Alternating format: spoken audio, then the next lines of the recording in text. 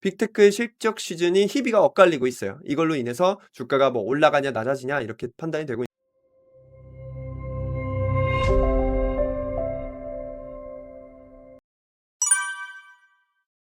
주식 부분에서 제가 고른 첫 번째, 코스피의 극단적 변동성 장세.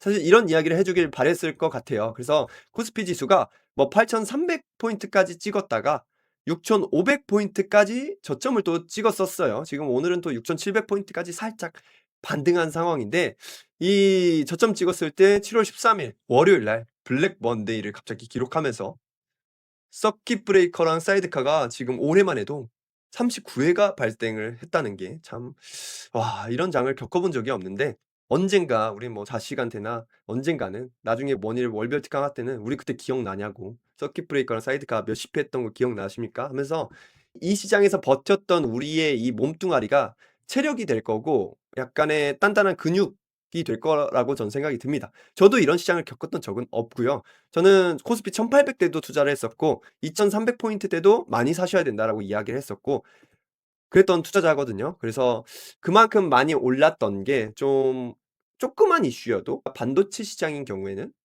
반도체 우리 탑 2가 시총을 너무 많이 차지하고 있고 얘네들 시총이 코스피의 50% 이상을 차지하다 보니까 지수가 그래서 흔들렸다. 그러니까 시장이 망한 게 아니고 이 거대 두 기업이 흔들리니까 주식 코스피나 이런 게 등락이 심한 거다라고 생각을 하시면 됩니다.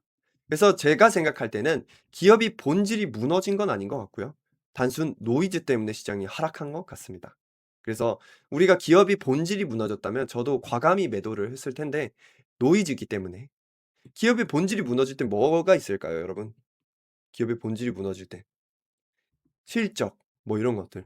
예상 실적보다 덜 나오거나 계약이 불발되거나 아니면 진짜 뭐 수급을 못 맞춘다거나 그런 제품 공급을 못 맞춘다거나 이런 것들이 기업의 본질인데 뭐 전쟁이나 아니면 단순 AI가 과열화된 거 아니냐 이런 것들은 노이즈죠, 노이즈. 그래서 여러분들이 알고 보셔야 됩니다. 알겠죠? 자, 사이드카랑 서킷 브레이커가 뭔지 어려워하시는 분들이 계셔 가지고 제가 어제 커피챗에서도 말씀을 드렸는데 한 번 더 좀 간단히 설명을 드려 볼게요. 일단 진짜 쉽게 이해하고 싶으신 분들은 밑에만 보세요. 사이드카는 서킷 브레이커보단 쪼끔은 완화한 겁니다. 경고예요, 경고. 컴퓨터 프로그램 매매만 잠시 정지시키는 거고요. 언제 정지시키냐면 코스닥 150 지수 ETF가 있잖아요. 그 선물 가격이 6% 이상 변동하거나 코스닥 150 지수의 현물 가격이 3% 이상 상승하거나 하락한 상태가 지속될 때입니다. 코스피도 마찬가지고요. 코스피는 200 이죠. 그래서 5분 정도 프로그램 매매만 일시 제한하는 거고요. 그래서 많이 걸려요, 사이드카는. 원래 평소에도 좀 걸릴 때가 있습니다. 근데 서킷 브레이커는 좀 진짜 심각한 겁니다. 심각한 건데 이거는 주식 시장 전체 우리마저도 개인 투자자도 거래 불가하게끔 브레이크 걸어 버리는 겁니다. 이제 두 개 다 모두 시장의 분위기를 쪼끔은 해소하려고 너무 과열돼 있으니까 "잠시 싸움 멈춰." 약간 "싸움 멈춰." 이겁니다. 우리 UFC에서도 막 투닥투닥 거리다가 얘네들이 막 거의 뭐 애인처럼 막 붙어요. 그러면은 심판이 잠시 이렇게 떼어 놓죠. 왜냐하면 붙은 상황에서는 진짜 무슨 일이 일어날지 모르고 심한 기술이 나올 수도 있으니까 떼어 놓고 다시 시작하죠. 그거라고 보시면 됩니다. 그래서 이 발동 조건이나 시장 조치는 제가 이거 자료 다 드릴 거니까 한번 참고해 보시고 여러분들 뭐 시험 보실 거 아니면 외울 필요는 없습니다. 그래서 요 정도라고 아시면 될 것 같습니다. 자, 그래서 왜 그럼 선생님 반도체가 이렇게 변동이 심하고 하락을 한 겁니까? 메타발 AI 과잉 투자 논란이 있었어요. 이게 핵심이었습니다, 7 월에. 예, 메타가 무슨 이야기를 했냐면 "우리 AI 관련된 뭐 클라우드 자원이 좀 남는다. 뭐 데이터가 좀 남아. 그래서 이거를 임대하거나 판매하려고 합니다." 이러는 거예요. 근데 시장에서 "아니 부족하다며. 그래서 HBM 주문 많다며. 그래서 매출 높다며. 니네 빅테크인데 이거 남는다고?" 하면서 "야야 이거 매도해야겠다. 큰일 났다." 이렇게 된 겁니다. 그래서 결과는 우리의 계좌가 갑자기 박살났죠. 근데 여러분들이 못 보는 포인트는 이게 진실인지 거짓인지인데 이걸 오늘 제가 말씀드릴 겁니다. 일단 결론적으로 메타의 연막 작전이었고요. 현실은 그렇지 않습니다. 그래서 이런 하락은 오히려 춤의 기회로 보시면 되는데 선생님 그 근거가 뭐냐? "근거 중요하다. 나는 근거를 보고 내가 결정하겠다." 근거를 제가 가지고 왔어요. 메타가 까지도 컴퓨팅 용량 부족에 고심을 했는데요. 구글도 부족하다고. 읽어 볼게요 제가 살짝 중요한 포인트만. "메타의 투자 과잉론에 대한 의문이 제기됐다." 메타는 얼마까지만 해도 컴퓨팅 용량이 모자라서 구글과 다퉈야 했고 네오 클라우드와의 계약도 최근에 발표했기 때문에 만약에 메타가 진짜 이 논란이 사실이었으면 기존 예정했던 1,250억 달러의 자본 지출 캐펙스를 다 소진했다는 발표를 했어야 되는데 소진이 안 됐고요. 메타는 심지어 구글에다가 제미나이 사용 용량을 더 구매하겠다고 요청했으나 구글은 인프라 한계를 이유로 중량을 거절한 겁니다. 메타가 구글한테 퇴짜 맞은 거죠. 메타가 구글 제미나이한테 왜 요청했냐면 메타는 거의 페이스북, 스레드, 인스타그램, SNS에 대한 데이터 그거를 또 클라우드에 저장시키고 이런 업무를 많이 취하잖아요. 그래서 그걸 업을 하는데 제미나이가 굉장히 잘 맞았대요, 메타의 성격에. 그래서 그걸로 구글에 요청을 했는데 거절당했다고 합니다. 메타의 관심 끌이 전략, 관종 메타 약간 이거랑 좀 비슷한 것 같아요. 뭐 지금 사업 시행하지도 않았고요. 사업을 시행한 다음에 뭐 실적이 찍히지도 않았습니다. 그리고 자기들이 얘기했던 자본 지출도 다 하지도 않았습니다. 예, 애플이나 메타나 자기들이 이 AI 시장에서의 쪼끔의 뒤처짐이 발생을 하니까 이 노이즈를 조금 먹으려고 한 것 같아요. 근데 우리 왜 투자 시장에서 이렇게 되냐면 투자 시장의 80% 이상은요. 비율적으로 초보 투자자입니다. 초보. 이 초보 투자자들이 잃은 돈이 20% 10%의 상위 고수 투자자한테 갑니다. 누가 매도를 많이 할까요? 그러면은 뭐 이럴 때. 당연히 이 고수 중에서도 좀 템포가 빠르거나 자금이 강한 전문 투자자 영역들은 '아 이런 노이즈면은 이렇게 하락이 되니까 나 이때는 매도 정리해 놓고 초보들이 다 던질 때 나 그때 다시 저점 매수해야겠다.' 이렇게 플레이하는 초고수들이나 아니면 초자본 집단들이 있는 편이고요. 아니면 '이거 노이즈네.' 하고 관망하는 고수 투자자들이 있고요. 초보 투자자들은 '아 모르겠다. 이제 큰일 났다. 던져.' 다 던집니다. 던져. 그리고 던진 주식을 대부분 안 봐요. 던진 주식은 거의 안 봅니다, 초보 투자자들은. 왜냐? 얘는 나에게 아픔을 안겨준 사람이기 때문에. 나에게 아픔을 안겨준 전 애인이야. 그러다 보니까 생각을 아예 안 하는 거죠. 이렇게 생각을 합니다. 알겠죠? 그래서 여러분들이 이제 어떤 종목이든 어떤 시장이든 노이즈는 항상 있는데 이때 내 행동을 어떻게 가져가야 내가 고수 투자자냐 초보 투자자냐가 갈리는 겁니다. 단순해요. 고수냐 초보냐는 사실. 돈을 벌고 잃고를 떠나서. 알겠죠? 그래서 이게 시장 타이밍과도 같이 맞아떨어지면 내가 고수 투자자의 영역에 있다면 큰 돈도 버는 겁니다. 우리 큰돈 벌려고 다 투자하는 거잖아요, 솔직히 얘기를 하면. 그래서 여러분들이 꼭 이 이야기를 토대로 고수 투자자 영역에 있기를 바랍니다. 자, 세 번째는 삼성전자가 역대급 실적을 발표를 했어요, 잠정으로 7월 초에. 그래서 데이터상으로는 매출이 170조 원이 나왔고요. 그래서 예상치에 비슷하게 나왔고 영업이익이 예상치보다도 높게 나왔어요. 매출보다도 사실 중요한 게 이익입니다, 이익. 그리고 이게 세계 분기 연속 역대 최대 실적입니다. 그래서 시장의 눈높이가 너무 높아서 주가가 좀 지지부진했다. 여기에 플러스 메타의 치킨 노이즈가 적용했다. 그래서 이런 하락은 오히려 추매의 기회라고 저는 생각이 듭니다. "삼성전자를 사라." 이런 이야기가 아니라요. 이런 AI 반도체나 AI 섹터나 데이터 인프라나 이런 노이즈에 의한 하락은 추매의 기회다라고 보시면 되겠습니다. 삼성전자의 그럼 앞으로의 실적은 어떻게 될 건지 우리 S&P 500 많이 사죠, 여러분 적립식으로. 그 S&P가 신용평가의 상인데 보통 이런 주식들에 대한 전망도 많이 해요. 여기서 삼성전자의 매출 전망을 했습니다. 2026년 삼성전자는 요 정도의 매출을 낼 것 같은데 27년에는 더 낼 것 같아. 역대 최고치를 기록 갱신할 거야라고 전망을 했고요. 영업이익도 마찬가지고요.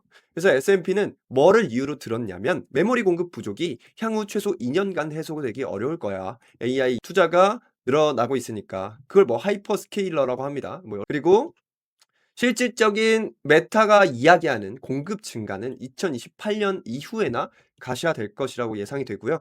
이 가시화된다 하더라도 이제는 AI가 없는 세상은 생각은 못할 것 같습니다. 컴퓨터의 발달이라든지 그리고 스마트폰의 발달이라든지 이런 것들이 언제는 다 공급이 많이 늘어나고 그때는 관련 기업들이 지지부진하거나 이제는 실적 데이터로만 그냥 쪼끔씩 흘러가고 이런 시장이 오는데 그러니까 급등을 안 한다는 거죠 그때는. 근데 그런 시장이 온다 한들 이 기업들이 망하지는 않을 것 같습니다. 왜냐? 지금 시대를 아우르고 있고 우리가 계속 이러한 LLM 모델이나 GPT나 뭐 제미나이나 이런 툴들을 계속 현업에서도 사용을 하고 있기 때문입니다. 그래서 관련 기업이나 신흥 기업들이 또 어떤 거 나올지 그래서 뭐 제2의 엔비디아나 제2의 팔란티어의 기업들이 나중에는 소프트웨어 기업들에서 또 나올 수 있을 거라고 생각이 듭니다. 그래서 고런 것들도 제가 여러 열심히 분석가분들과 함께 머니랩에서 찾아보도록 하겠습니다. 네 번째는 여러분들도 아시겠지만 SK하이닉스 미국 ADR이 상장이 성공적으로 이루어지고 있고요. 한 상장한 지 1-2주 정도 됐죠. 공모액 대비 7배를 초과를 해서 상장을 시작했었고요. 공모가는 $149였는데 현재 오늘 기준으로 $164 부근에 있더라고요. 그래서 아직도 공모가 대비는 높고요. 심지어 한국 반도체 시장 엄청 하락했을 때 이때 SK하이닉스 ADR 주식은 13% 이상 불장이었어요. 그래서 ADR의 영향성을 여러분들이 많이 헷갈려 하실 것 같아서 제가 정리해 드립니다. 여기. 첫 번째는 수급이고요. 두 번째는 가격에 대한 발견, 세 번째 밸류에이션, 네 번째는 변동성이고요. 수급이 뭔지 자세히 좀 말씀을 드리면 이제 미국 투자자가 굳이 막 환전까지 하고 법적인 서류 써 가지고 국내 투자 시장에서 SK하이닉스를 안 사도 됩니다. 그래서 외국인들이 SK하이닉스를 조금 더 쉽게 나스닥에서 거래를 할 수 있는 게 ADR 주식이고요. 그리고 한국장 마감 이후에도 ADR 주식이 다시 미국장에서 움직이니까 저는 그리고 전문 투자자들은 또는 SK하이닉스 주주들은 더 바빠진 거죠. 이 가격이 다음날 SK하이닉스 시장에 영향을 주기도 하니까 우리 흔히 미국 시장이 전날 오르면 또는 미국 필라델피아 반도체 지수가 오르면 다음날 반도체 장이 좋기도 하고 그렇게 흘러가는 편이잖아요. 그래서 SK하이닉스 ADR도 마찬가지로 흘러갈 것 같습니다. 그리고 밸류에이션도 이제는 삼성전자와 SK하이닉스 보통 국내 시장에만 있다 보니까 이 밸류를 많이 못 받았었어요. 그래서 그 밸류를 추정하는 PER 지수가 많이 낮았던 편인데 이제 마이크론이나 엔비디아와 같은 링 낙스닥으로 상장이 된 거다 보니까 코리아 디스카운트가 완화될 수 있고 이제 SK하이닉스가 어떻게 평가를 받을지 중요하게 적용이 될 것 같습니다. 그래서 쉽게 이야기하면 SK하이닉스가 ADR로 상장을 한 건 장기적인 플랜으로 봤을 때 똑똑하게 플레이를 한 거고요. SK하이닉스 ADR은 오르는데 내 SK하이닉스 본주는 지금 떨어진다라고 해서 스트레스 받는 분들은 단편 노이즈나 시장 이슈 때문이니까 이게 장기적으로 보면 SK하이닉스 ADR이 오른다는 것은 SK하이닉스 기업 입장에는 좋습니다.